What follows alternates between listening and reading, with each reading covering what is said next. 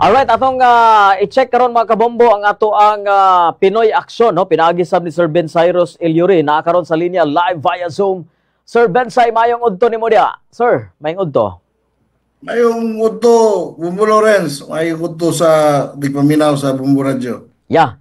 Unsay tan-aw nimo ning ICI, Sir Bensay, no? Dagan sa investigasyon sa ICI, daghan ang nagduda kay wala lagi daw transparency. Ang gusto nila Facebook Live. Murag Blue Ribbon hearing ba?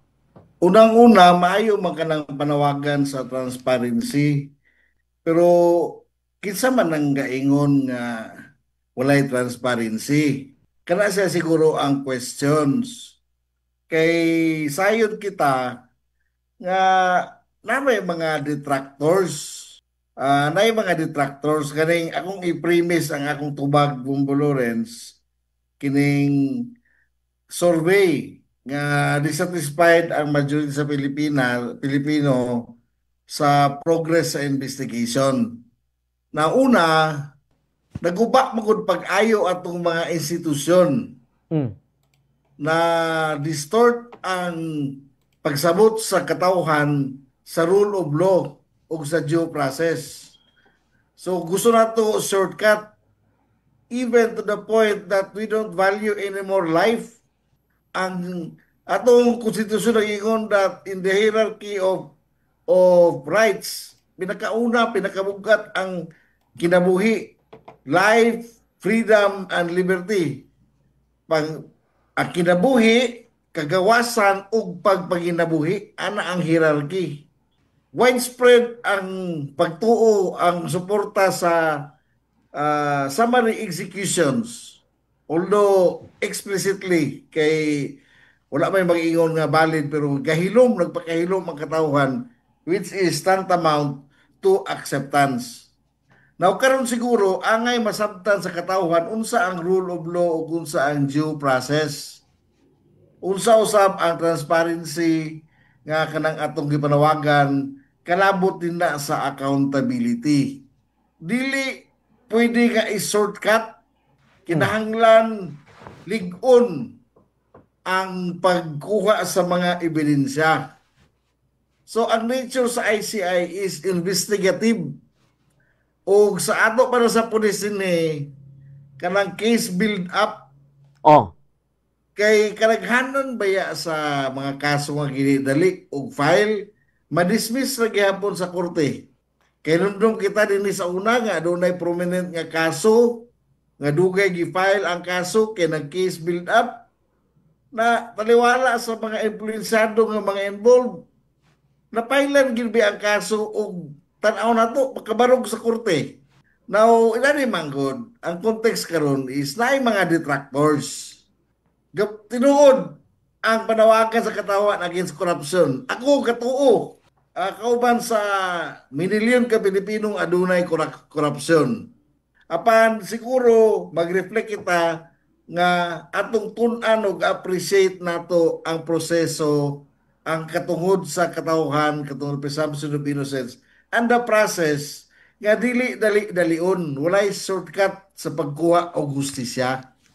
Murag ingon ako, redemption starts with admission. Now in the process of redemption, it started the admission by no less than the President nga dunay mga ghost project, dunay mga skandalo, dunay mga anomalya din na sa DPWH. Now people cried for blood. Tanawa katong bloodthirsty nga leader. Taniwala ka popular kayo siya sa tibok Pilipinas. Pero ang pagtanaw sa civilized nga kalibutan sa iya nga nagtuo nga anga ipatunay ang rule of law, asa naman si karon? Tuwa na sa dahig, sige tabutawag, bring him home. That is an example that we are a rule of law, not a rule of men. So munang, we trust the process because as I said, kini silang hitabo karon because of an admission by the President of irregularities.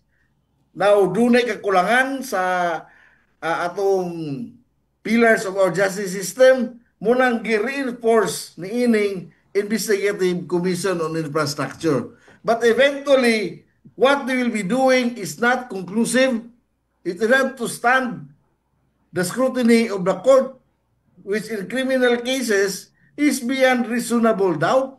Nga gamay lang nga pagduda, i-dismiss ka na. Now, if we want conviction, we have to have a solid case. Now, speculation, kaysa palang nagkato si Romualdez, not to defend the former House Speaker, pero speculation. Speculation nga institute siya, but that's out of the topic.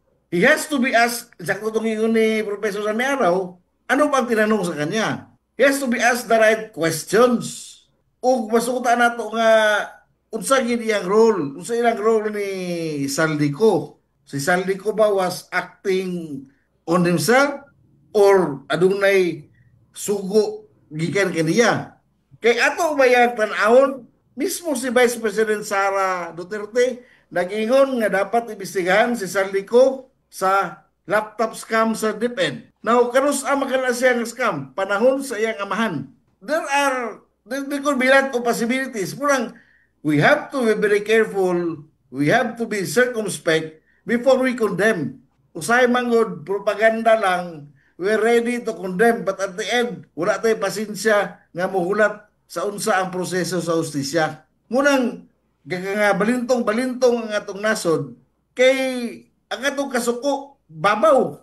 No, kinahanglan nga solid. Now, on the call for transparency, I have mixed feelings ni kay makita man nato sa Blue Ribbon Committee, sa Quadcom, himo mang circus, himo man sa stage to grandstand. Aduna ba'y klaro nga mga naresolba ni ining mga gi-live sa Facebook nga mga investigasyon? Tell me kung naa. Mura nag-trial by publicity. No? Trial by publicity. Now, karon kining sa ICI, siguro there should be a minimum requirement of transparency. Na ba kay mga transcripts or unsa ba ang ilang himuon? Kay dili pud pwede nga ma-distract sila kay basig ma-preempt ba? Mayo man live pero sa kon bitaw. Sir, basig ma-preempt ba kay maminaw biya pud ang mga sangkot pod. Ma-preempt ba, ma-preempt. Pero sa jury system, sa example sa US, ang members ba sa jury i-embargo ba na sila og pila ka adlaw. Pag hearing, di na sila pwede paminaw og balita para gid concentrate sila. So, there are two sides of the coin.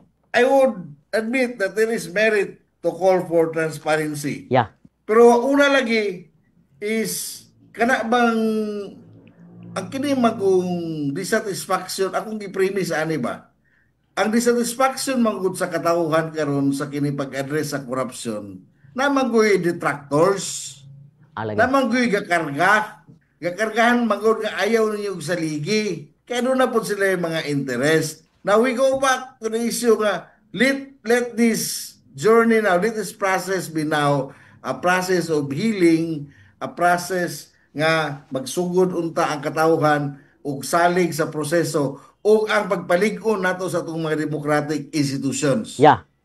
All right, Sir Bensay, no, nindot kay imong gipaambit karong udtuha, importante gyud, solid gyud, no? Kung gusto tag conviction, di na to dali-dalion, di na to i-shortcut, no? Kinahanglan dili half cook ang pagluto sa kaso, no? Investigasyon sa ICI, kung dili solid gyud nga ebidensya para makonbikto nato ning mga kurakot.